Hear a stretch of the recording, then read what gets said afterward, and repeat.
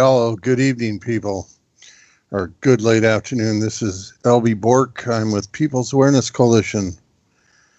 This is America's Road Home. This is the Ultimate Remedy show. Returning to radio after a few years, we did our first show thanks to Revolution Radio, or Freedom Slips. I want to thank them for having us on as a program or show. I was on a few years ago, like we talked about last week with Frank. My co-host tonight is going to be John from Connecticut, but I'll bring him on in a second. I just want to finish the thanks for letting us broadcast again. I was on another competitor quite a few years ago, and as I said last week, I stopped broadcasting because people seem to not want to do anything. They treat talk radio as what it is. People just talk. They really don't get active. And if you look at People's Awareness Coalition and our mission, we're here to get the governments back from the Marxist faction that's taken over for the last 150 years, actually. The Constitution was put in place only about 50 to 70 years before it was usurped or overridden by the 14th Amendment, which changed the whole political outlook of how things operate.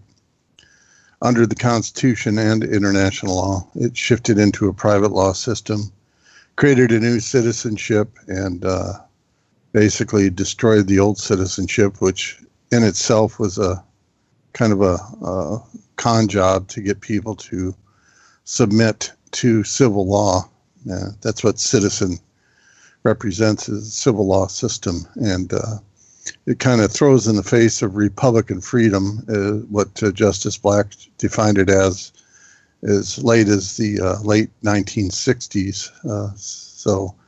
The whole system is different. That's what we're here to expound on and get people to understand and expand on the principles of which to live under Republican freedom, under the Republic principles, or the Republic system that's inherent in the Constitution. They call it Republican form of government in the body of the Constitution. But a lot of people are confused. There's a lot of people out there saying wrong things about how this works and whatever. But I have to say that I don't know if any other group that's written a book on this. I have, and it's about 20 years old now. And People's Awareness Coalition's been around for 20 years, and seems like all the shysters and people that are spreading disinformation get the ears of people, which is unfortunate because we've wasted 20 years. We should have been getting our countries back under, non-Marxist principles by now. But anyway, without further ado, John, are you there? I am here. Great. Thanks for joining me today. It's my pleasure. Yeah. So I guess I mentioned to you we're going to talk about your journey into understanding how politics work. I think you said you were a libertarian back in the 90s, was it? My parents were Democrats, and when I first registered to vote, I registered as a Democrat, and rebelling against the Republic, right? Yeah, I guess so. You criminal! Little did I know. But by the way, shouldn't it be rebelling against the republics, plural? Yeah, it should be. Well, it's the Republican form of government, which could be spread. Yeah, now that you bring that up, I think the most important thing is understanding the English language, and a lot of people don't understand that, so they can't even begin to understand what the Constitution says. In my early days of studying with other people in the 1990s, law and how the Constitution works, a lot of people said the Constitution is written in plain English. It's really not. It's got a lot of legal jargon in it, or law jargon, if you want to take it to that parameter. But, it's not cut and dry. So anyway, yeah, you told me a story before that we got on the air here about some guy that was arguing with the Republican form of government principle that we talk about. Yeah. Anyway, continue. Oh, well, anyway, it's rebelling against the republics, but that's a whole other story. I could go into that after we discuss what you good idea have to go over. So, I quickly became disillusioned and understood that there was something wrong, and I didn't really know where to turn to it. And I actually opened up a phone book and found there have to be more than Democrats and Republicans, and I found the Libertarian Party, and so I became a libertarian. Really, just that easy. And I met people who understood, as I did at the time, there was a problem, but they didn't really understand, as I do now, what the problem was. And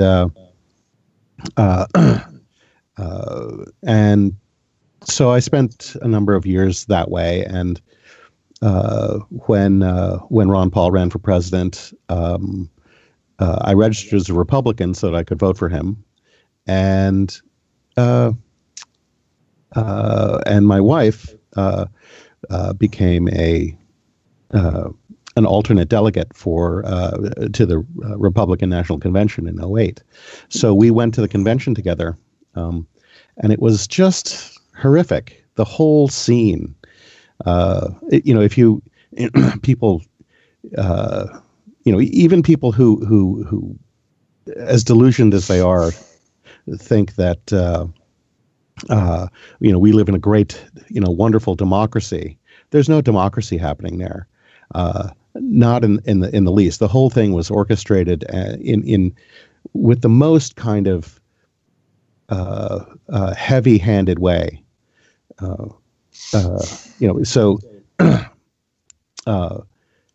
So my wife, for example, had written a sign. You weren't allowed to bring in outside posters or anything for your candidate or anything. They handed the stuff out to you there. Yeah, the fix is in. The fix was in, right? Yeah. And she brought in a pen and turned the little poster that she'd gotten from one of the people who handing them out, and she crossed off "McCain will make the country safe" and turned it over and wrote "Ron Paul Revolution" on the back of it and put it up, right, like this.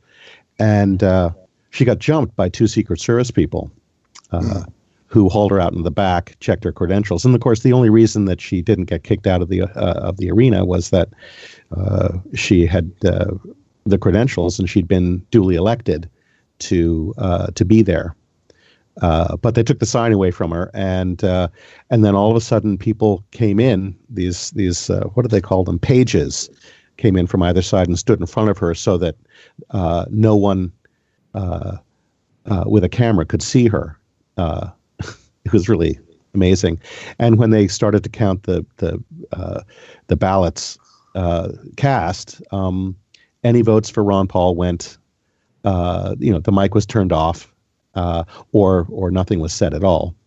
So it was incredible. So that was a crazy experience, and the interesting thing was that in my early understanding that there was something wrong, I had I used to, and when the internet first came online, really for me anyway, slow dial-up. I found the People's Awareness Coalition back in 2000, I think it was. Mm-hmm. And I didn't have any context in which to place the information that was being given to me there. And stupidly, I bypassed it. And it wasn't until after '08 I came back. met a guy who was handing out the Red Amendment, and I said, I need to buy one of these things. And I called you up after that, and I said, hey, I want to buy one of these things. And then we became friends in 2010, you and me. And I've been with PAC ever since. When the truth rings clear when you see it, when it's presented to you, when you have the right context in which to assemble all of the knowledge that you have and put it in the right order. So here we are today. Yeah, it's pretty much a no-brainer. I've told the story many times, but I'll repeat it. When I got into the movement, people were saying things like, you don't want to be a U.S. citizen, or the 14th Amendment system is for blacks. That's why I was installed. And it didn't take me a year of research and looking into things myself and stop listening to other people that the whole political system flipped. I mean, it's totally different. The whole thing changed. So all the disinformation or bad information I was getting from other people in the movement just went by the wayside because I found the truth out because I did my own research. And by research, I don't mean looking at stuff on the internet, which wasn't available when I was doing research. Most of the information I got was from source material, which included, well, reading the 14th Amendment itself and interpreting what it said based on law, and understanding the principles of law and how the Constitution is really just an international agreement, which is, tantamount to being a treaty between the states.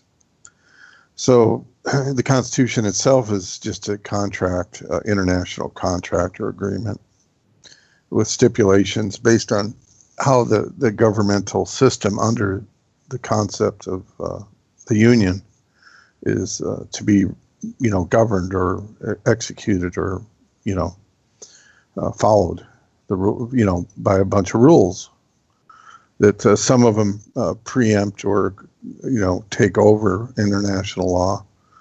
And, and by reading the old law dictionaries where the language is clear, each state is a country, and, all the disinformation agents that have lifted or stolen my work and, just destroyed it or confused it, never talk about that. I was the one to discover and bring forth the nationality issue. It's nothing I've made up. There's a lot of people saying there's no such thing as a state national. That's kind of true, but it's not really true because it's based in law. State nationals is a trademark or a tag that I developed to, describe our society, our private society, which is grounded in constitutional law and international law. So there is state nationality, and state nationals know there's no language in the code that talks about it, but the principle's there, and they do talk about that in the code, the U.S. code. What I love is how people will deny the international aspect of the United States, claim it to be a nation and a country in and of its own. Yeah. And that's Marxist talk. Absolutely. Mm-hmm. And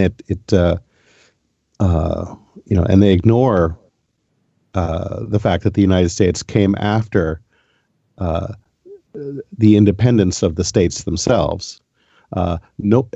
As well as ignoring the definition of state, as you said, and then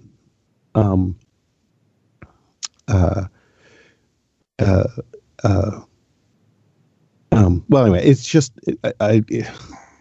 it's kind of mind-boggling to have conversations or or arguments with people who deny that international aspect. I said, well, I'll say to people, why is it a union? if the states aren't countries, what are they? Right? There's a union of what? They don't even recognize that term, like on public radio that I listen to lately, just for the music mostly, but they play classical music, which is good. But, they say that, they talk about the union as being a nation all the time. They just use that language. And it's that's Marxist talk, And, not, even in the Federalist Papers, when they installed the Constitution, which I do have a section in my book called Communism Before Communism.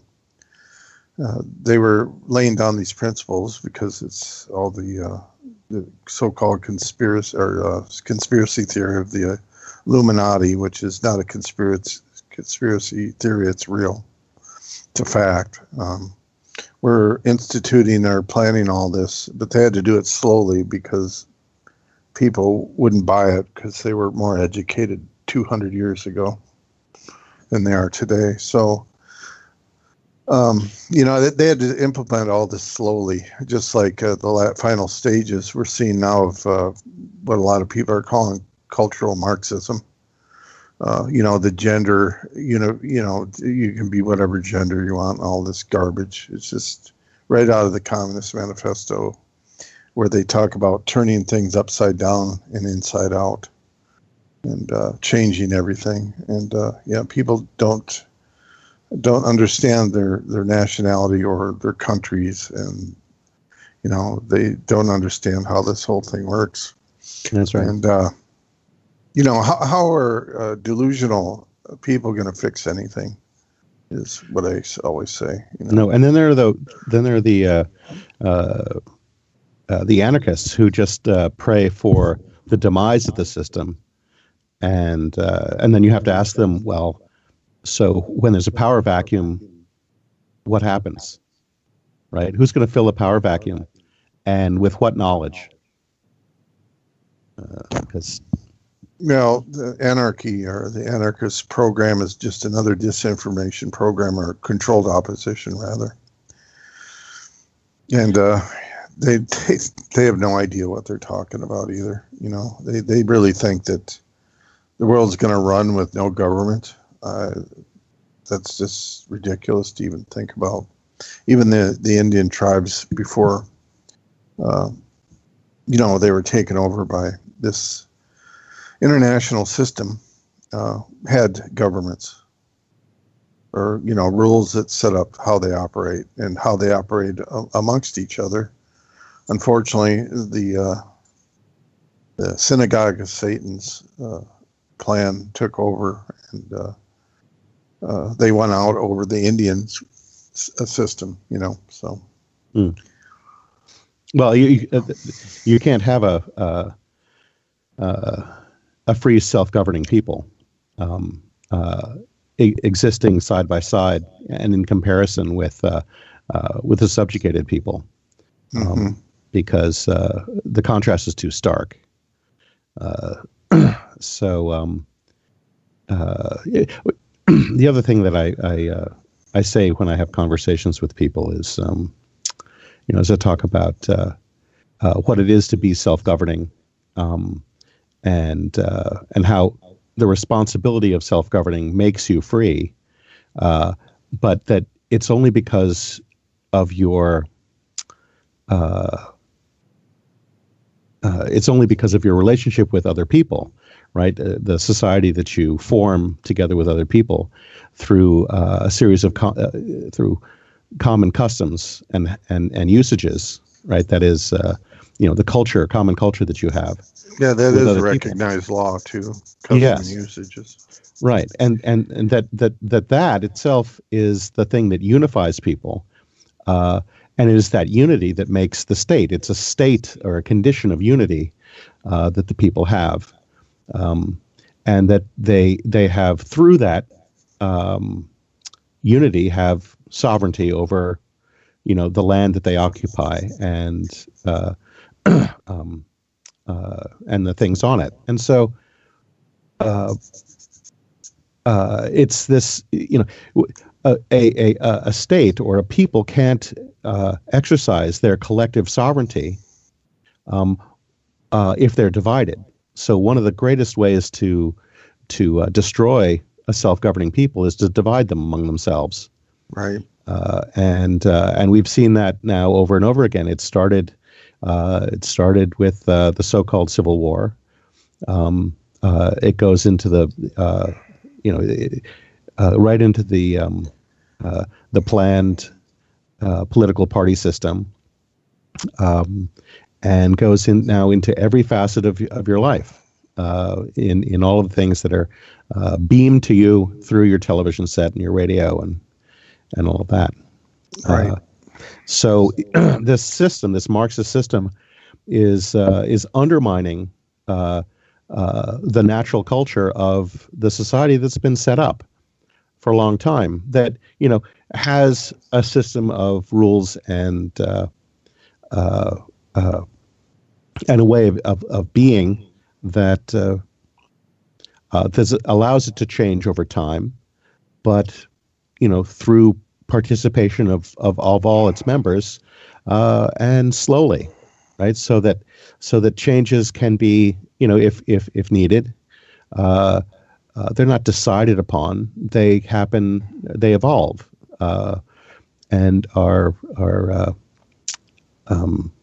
adopted kind of spontaneously by people as they decide, through their own procedures of law and determination of how to execute their laws, how things should be, and how justice is served. But really, there's no other way, right? I mean, maybe one day they decide that they no longer want to be farmers, or they no longer want to be agricultural, or they don't want to be something or other, and that's their choice, I suppose. But to have the rulers, to have the government itself, and I guess this is where the distinction for me comes in, is that people say, well, the government, they call the government the state. Well, when the people themselves are divided and can't act through their unity to exercise their collective sovereignty, then the government ends up taking over and becomes the people. Or if the people, like as has happened because of the 14th Amendment, the states are vacated of their natural populations, and so all that's left is the government, which is the stand-in for the state. State means status or state or condition. In our case of the nation, each state is a nation, so it's a status or what the nation's estate, what it has to work with, just like any family estate or your father's estate. When someone dies, they have certain properties that they have to use or deal with. So that's all state means. These idiots that go around saying, "Oh, the state's bad." Well, it's your heritage, you moron. You're saying it's bad, but they, think it's the government. Government means state, when in effect it does, but it's all a word game. So you can't really, I guess, blame them for getting confused. Yeah. But, well, it's the stand-in for the condition of the people, right? Right. Or the representative portion of that. Right. And when there are no people, then it's the kind of default position. Well, that's the consent, portion of what Jefferson laid out in the Declaration of Independence. It's all by consent. If you don't have consent, you have servitude or slavery in extreme cases. Right. Well, in this case, I mean, we have, the 13th Amendment abolished private slavery in the form of involuntary servitude. Right. But the 14th Amendment established Voluntary servitude. Voluntary servitude, or public slavery in the form of voluntary servitude. Right. It's all trickery and well laid out. Yeah. And of course, lawyers are people that knew the law. Karl Marx was a lawyer, and he was involved in doing usurping the law system of the United States, specifically. Even John F. Kennedy, which you talked about briefly before we got on the air here, mentioned it in his Secret Society speech that Karl Marx was working with Lincoln or during that period of time when all this went down. So, yeah, that's what I say. It doesn't matter what political party you're in. You're Marxist, because that's what was installed with the 14th Amendment political system. So you can call, whatever political title you want. You're a Marxist. That's why state nationals are unaffiliated. That's why PAC has a website, Not My Government, because we can't participate without rebelling against the Republic, or the Republics, as you stated. So, it puts us in political limbo land. Yeah.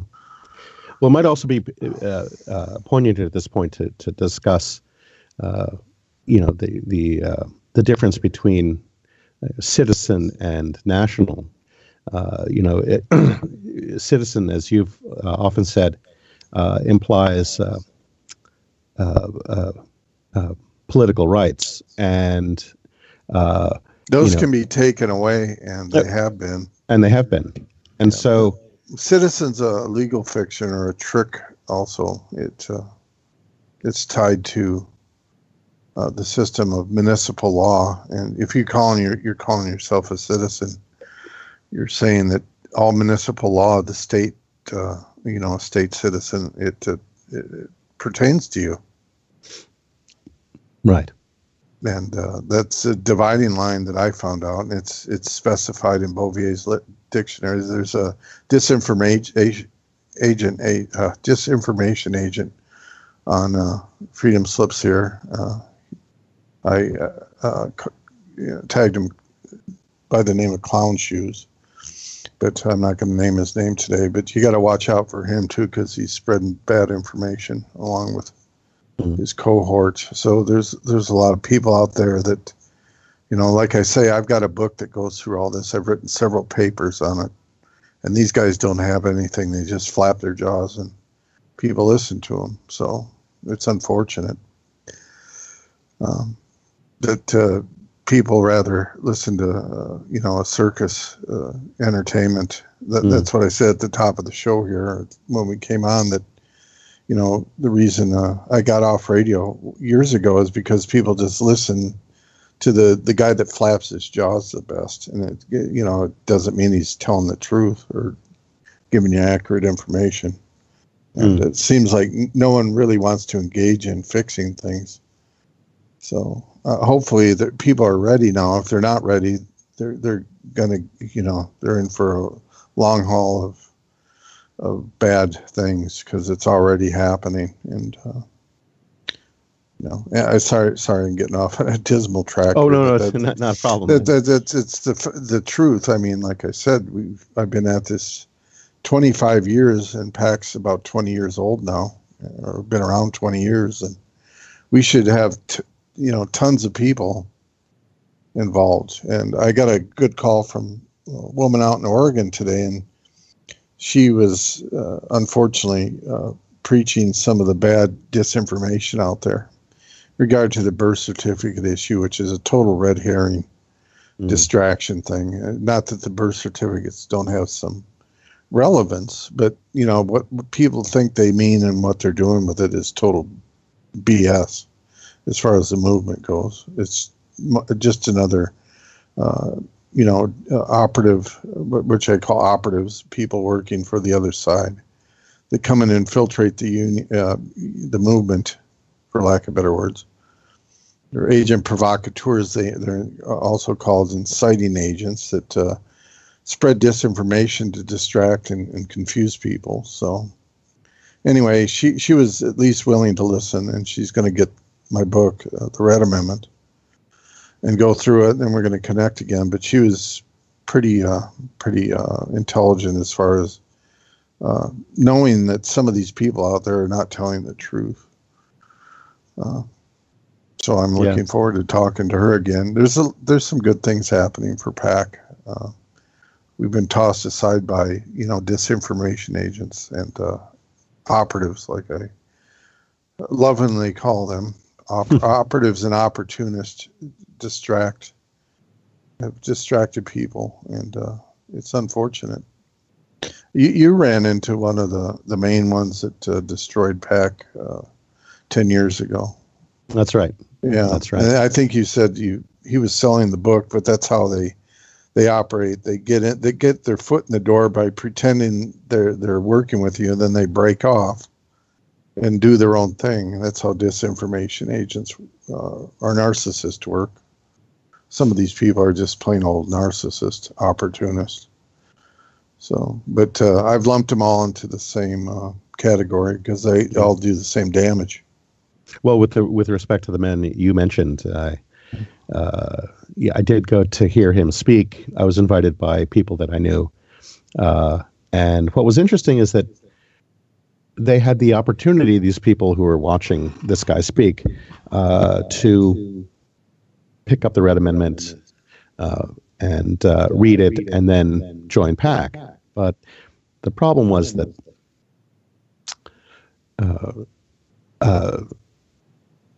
that they weren't doing that. They were following him, and he was leading them in a different direction. And I could see, even though I hadn't read the book yet, that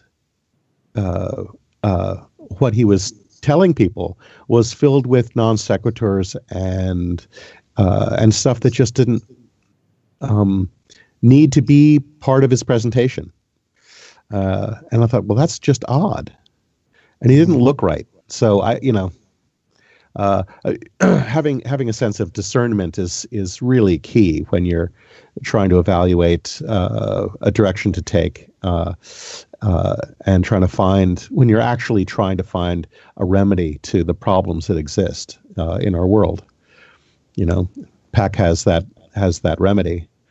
I've not found it anywhere else. Yeah, I've explained to that woman I mentioned a minute ago. She's from Oregon. Discernment is number one, and unfortunately, a lot of people don't have it, and they're easily misguided, or the sheep are led astray, as it's said. But I say to people, I've said it for years. I go, I just don't understand it. We have a book; it's all laid out there, and we've been around 20 years. What part of that don't you get? And we don't have people going to prison. Yeah, I don't know how many people I predicted would go to prison and did, because I knew they were doing stupid things. But because they're preaching something that appeals to the greedy mind or whatever, other crap they're laying down, it all sounds whimsically nice, but it's not real. People tend to follow that. Now, I kind of understand, because they've been, brought up on liars. All these politicians lied to them all their lives, so they're used to being lied to. So they just go from one set of lies to a different set of lies that, sound against the system, but really they're just digging them deeper into a hole. And that's how right. Agent provocateurs work, Yes, and with the elimination of real role models, there's no one to look up to, and so the people that people look up to are the people that they just see all the time as being famous, right? Or present, right? Which is either movie stars or politicians. Yeah, jaw flappers, as I call them, in the movement. The guy that flaps his jaws the best gets the attention. Yeah, but really, as we all know, that they're just puppets filled with somebody else's hands, showman, right? Yeah. Or useful idiots, as the Russians used to call people doing the deeds of the communist agenda, but not realizing it. And divide and conquer is the main one. Doesn't matter, we talked about the party system. Republican Democrats is definitely a divide and conquer. Yeah. Not that the thing that Marx talked about is, the middle class was a real problem. So, a lot of people would relate the middle class as being Republicans and the working class or the lower class is Democrats. And, there shouldn't be a problem between the people if they're all together on the same page spiritually. And that's one thing I noticed when I got into this back in the early 90s or mid 90s. By the time I realized what was really going on, I made the determination that if you're not on the same spiritual plane and political plane as your spouse, you're not going to make it. Mm-hmm. There's going to be divorce down the road, and the same way with society. If they're not on the same political and spiritual plane, that it's not going to work.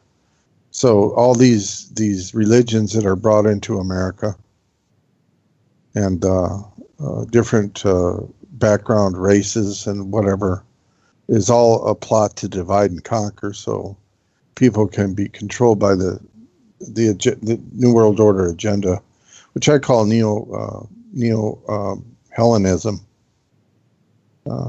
So it's a perfect divide and conquer, melting pot type situation that they've created. Ironically, I found that. Sorry. I was going to just say that we were talking about. I forget how it tied in, but the church has been a problem for a long time, ever since the early 1500s, when Martin Luther tacked his notice on the door of the church. There was problems with division and people not following, the Christian principles of the church, not following the Christian principles. So, of course, that same problem rose its ugly head here in the United States when it was formed. You had the Illuminati, which was basically grounded in the Jesuit system, take over the people that fled Europe and were trying to practice under, Lutheran or separatist type systems of biblical principles. So that was the genesis or the nature of the union before it became the union.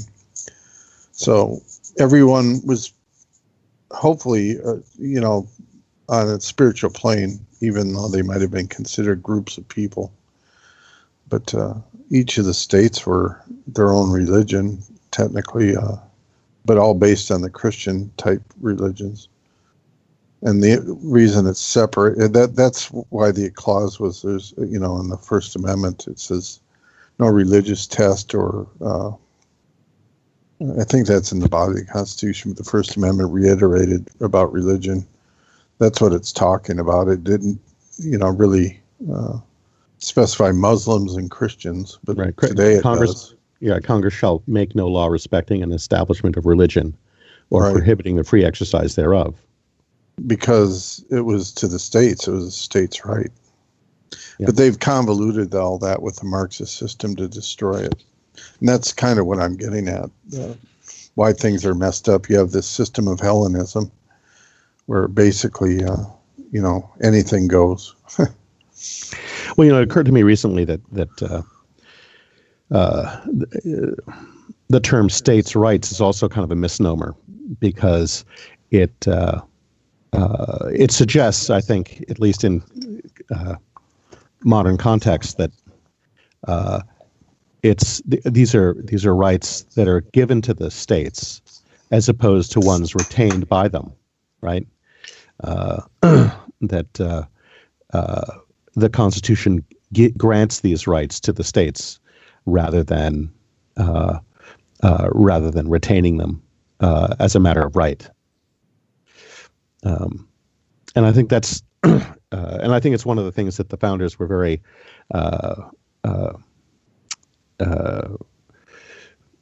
cautious about in establishing the Bill of Rights in the first place, because they didn't want to insinuate in any way that there were listing rights that were being granted, as opposed to, or enumerating them, as I should say, rather than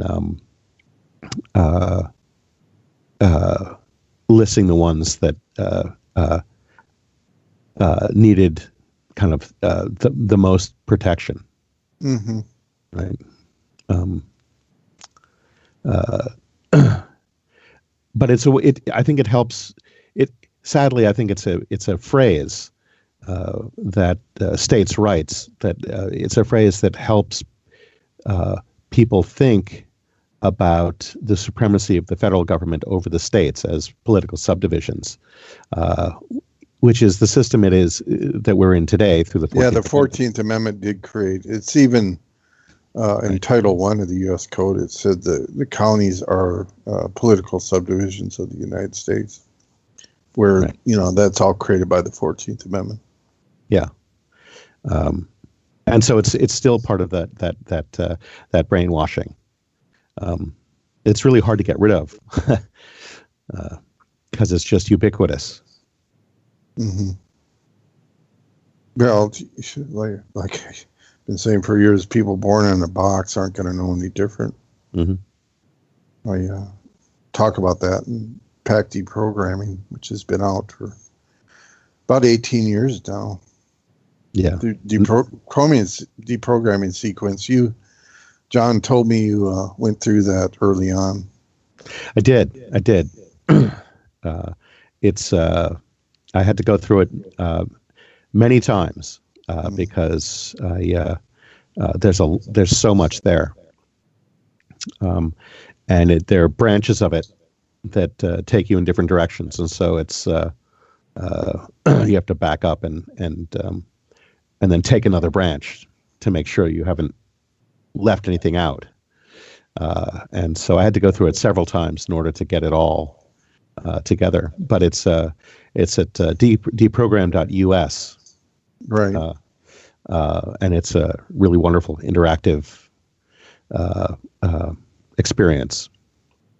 Yeah, it's interactive, and for a reason. People, I don't know, I tried to make it interesting for younger people based on video game principles kind of deal. And it's some of it's a presentation, and later into it you have to read. Unfortunately, people don't like reading, but I tried to lure them in with the interactive portion of it. And try to get them interested with that. And of course, it's based on The Matrix. I took the movie The Matrix, which is New Age programming.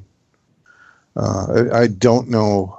I'd like to know who wrote the script for The Matrix. But if you look at it, it's New Age programming. It's basically a libertarian philosophy, which is wrong. It's just another facet of the Marxist political system to take people that would resist, the Republican Democrat principles, the divide and conquer principles of Republican Democrats, and allow some sense of freedom under libertarianism, as you probably well are aware of because you studied libertarian philosophy for a long time, which is just another falsity because everything's controlled by the Marxist political system. Well, but the thing about libertarians is that they're good at philosophy, but not really good at law. Right. Well, just like anyone, even the people that believe in the Constitution, they have all these founding father philosophies, which half of them are false to begin with. There were some of the founding fathers that had good ideas. Mm-hmm. An interesting documentary that was put together by, I think his name was Christian Pinto, the founding fathers' faith, or the hidden secrets of the founding fathers' faith, or something like that. I should look that up so I have it accurate. I think it's the secret faith of the founding fathers. Founding fathers, yeah. Yeah. That's a good documentary. It's almost 3 hours long, I believe, but he talks about some of these ideas they had, and they weren't Christian-based whatsoever. I mean, even the Treaty of Tripoli, they talk about, the United States was not formed on Christian principles. Well, no, it was secular, and that's why the symbolisms on the dollar bill, which are the Great Seal, those were adopted during the formation of the Constitution, which basically is occultism, all these founding fathers were into. And yeah, the states might have been Christian based, but the United States is not. So they slowly started to underroot or undermine the Christian systems of the states and take it into a secular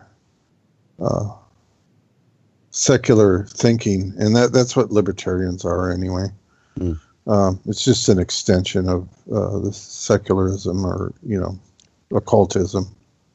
Well, and that's what the Matrix was all about. It was New Age. It was really, it sounded good, and it set the battle cry for maybe anarchist and libertarian types, but they're still all Marxist. It doesn't matter. The political system's Marxist, and they're not going to get away from that. And that's what PAC's about, getting away from that. Well, I think it's important to understand, and to maybe for us to talk a little bit about how about the hierarchy of law, right? The natural order, right? Because what's unique to societies under Christian law, or I should say, that have had a history of unity under Christianity, is how law works and where freedom comes from, because it's unique, I think, in this particular mix. You add other religions or philosophies, and you lose that, I think. At least the American or Eastern European hierarchy of law. Do you think? Right. Yeah. Nothing's new, that they've done. The whole United States system, they said it's a new system, but it really technically wasn't. It was based on the Roman Empire system. And these systems have been around for, a couple thousand years, if not longer. And they were slowly developed under the Greek Republic or before that. So they just rebirthed everything and took us back into a system of state-based law instead of using kings or, sovereigns, as they're called. There's two types of sovereigns in the world right now. And the body, the nation, is sovereign, and the country is either sovereign that way, as in the United States, or like England, they have their sovereign king. So they basically, what they did with this New World Order system, they overlaid any of the systems of sovereign kings with a state system. And that is the New World Order. I mean, that's the system. And like I tell people, I'm not really against the system, because you need some system of international law that controls the nations of the world, or countries.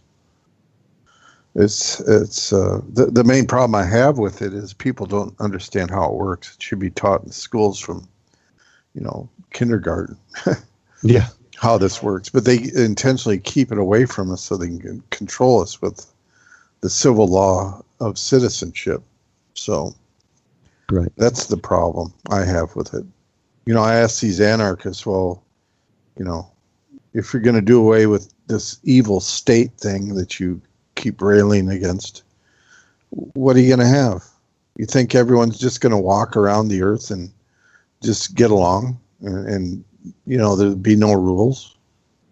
They can't answer that because they're just parrots. They're just their reply is that no, we have private contracts between one another. Well, okay.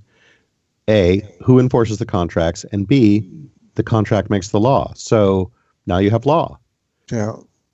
So, I had a squiggly thing about an anarchist highway system, just a bunch of lines on a map, just making a mess because, who's going to win here? Whose road are you going to use? The point is government has to handle some things. You just can't have everyone doing what they want. It doesn't work that way. It's just a ludicrous utopian belief system that's ridiculous. And like I said earlier, a little while ago, that the anarchy program is nothing but another red herring or psyop that they put out there so people are distracted from, getting our states back or our countries back from the Marxist system, and put on a wild goose chase. That's all anarchy is. So this is wild goose chase to divide and conquer people from getting organized and doing the right thing or what needs to be done, which PAC is about, has been for 20 years. Anyway, we're coming up to the top of the hour. We're going to have a break here in a minute. I think we should maybe talk about the PAC structure, the second hour. As I discussed last week, before, I don't know, I really didn't want to get going on these shows until after the first of the year because we still don't have a producer, and I thought we did, but we still don't, and things are kind of just haphazard right now, for lack of better words. But, I mentioned that we're just going to be talking about PAC structure and some of the principles of what we believe or what we're doing, trying to accomplish the time before the end of the year. So that's what we're doing today. And again, my name's L.B. Bork. I wrote the Red Amendment and founded People's Awareness Coalition back in 1998 after finding out the truth, after stopped listening to other people. I did my own research, and my co-host today, or compadre, or whatever we call John, is with me today talking about these things. So I appreciate your time, John, and the last 10 years. What'd you say? We've known each other since. I think at least 8 years, right? 8 years. 2000. We're coming up on 8 years. Yeah. 2009. Oh no, you're right. You're right. I think 2010, 2009. Yeah. Yeah. So we'll be back in a few minutes and listen to the break comments.